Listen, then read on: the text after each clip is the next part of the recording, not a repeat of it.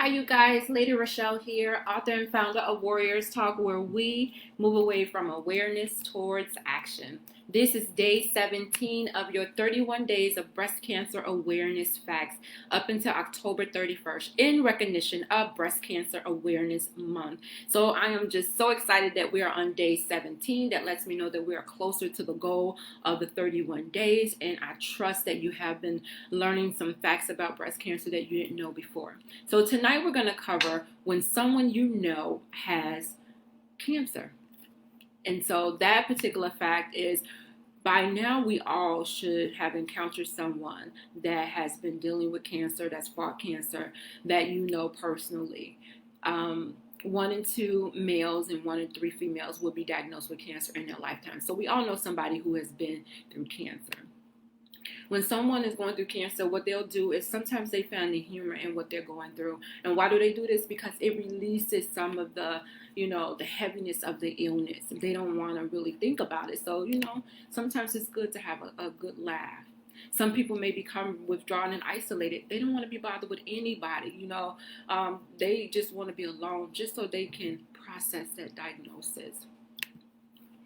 Some may become angry, sad, depressed, and not really knowing what to feel because they know that with cancer, there comes a lot of change. There's so much that goes on in your life with a cancer diagnosis that sometimes you don't even have time to sit back and just breathe.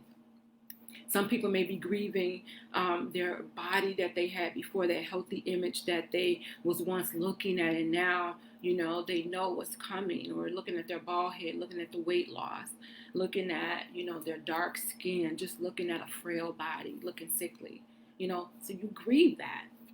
You grieve that. Some people may find it helpful just to stay hopeful, maintain hope in this situation, because, what else is there to do? You can be depressed and you could just shrivel up and die, or you can pull out your boxing gloves and you can fight. So how important is it for a person with cancer, to work?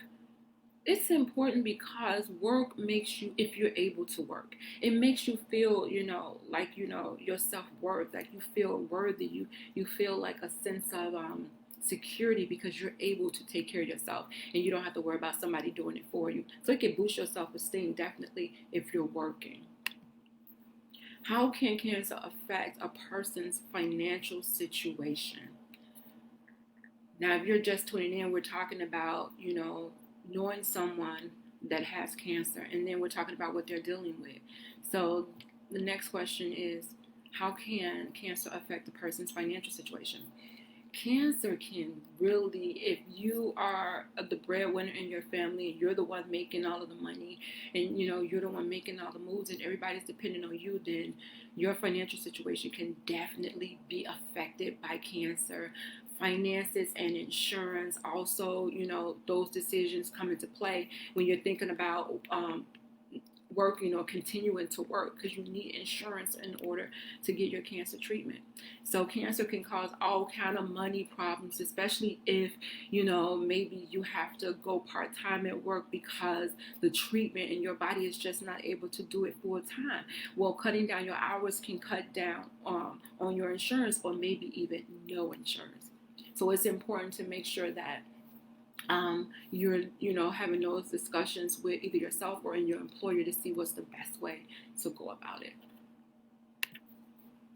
When you're talking to someone that has a cancer diagnosis, and I think we talked about this once before, there is so many things that we should be cautious about when we're talking to someone that has a cancer diagnosis. It's always important to be encouraging to someone to that has a cancer diagnosis, just to make sure that you're not dampening their spirit. Don't give them any false optimism about anything. Just and stop telling them to be positive.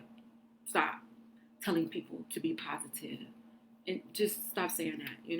Because positive is not going to save their lives. Stop saying it. Sometimes just listening to someone, just listen to them.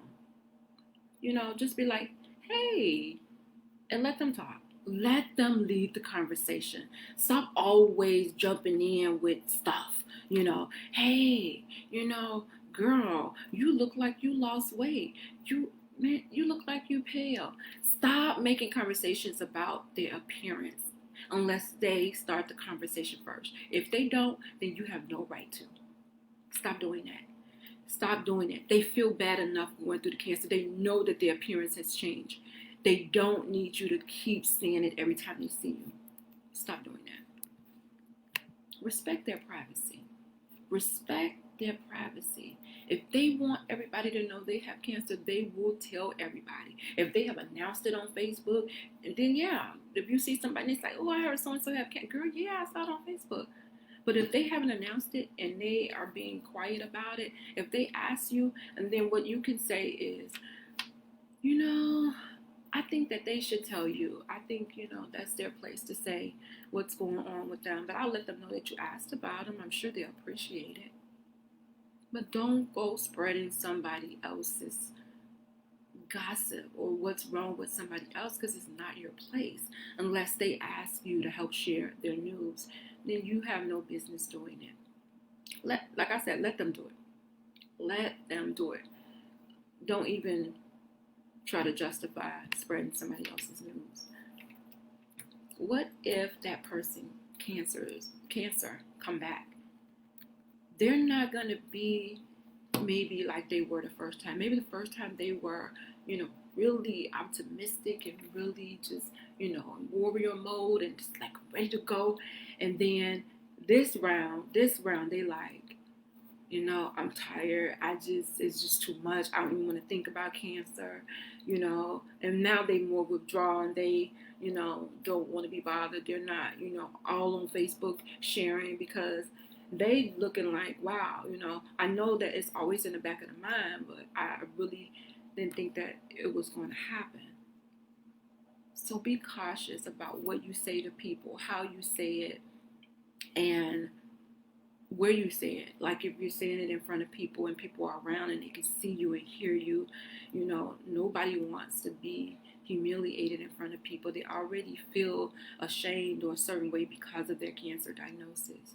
The last thing they need is every time they see you, you have something negative to say to bring them down, and you may not think it's negative, and then you will wonder why they avoid you. Like, I haven't seen so and so in a while. So and so, haven't been calling me or answering my calls. That's because they're trying to make sure that they don't have any negative energy around them, and they feel like you bring that, and so they keep you at a distance so that while they're fighting for their life, they don't have any negative energy around them. So I encourage you to be kind with someone who has cancer. Be patient with someone who's dealing with cancer. And you don't necessarily have to say anything to them. Again, allow them to lead the conversation. Allow them, you can ask, like, do you need anything? Or what can I help you with? How can I help you? Instead of just assuming all the time that what it is that they want. And then stop bringing up other things or other people who have been dealing with cancer and what kind of things they've been using to fight their cancer. Don't do that.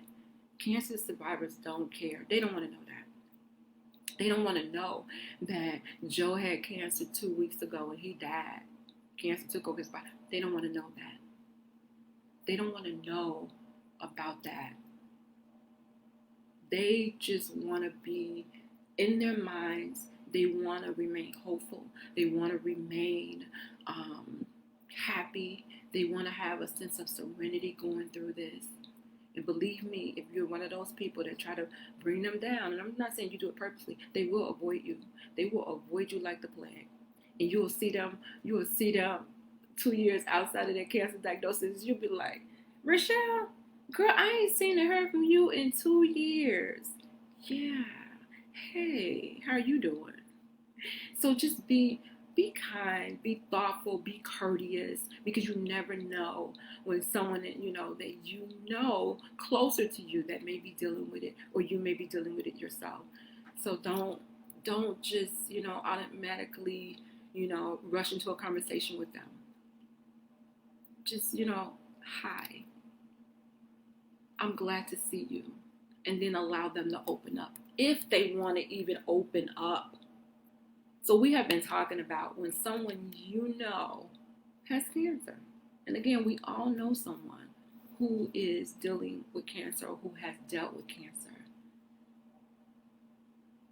Watch what you say. Watch how you treat them.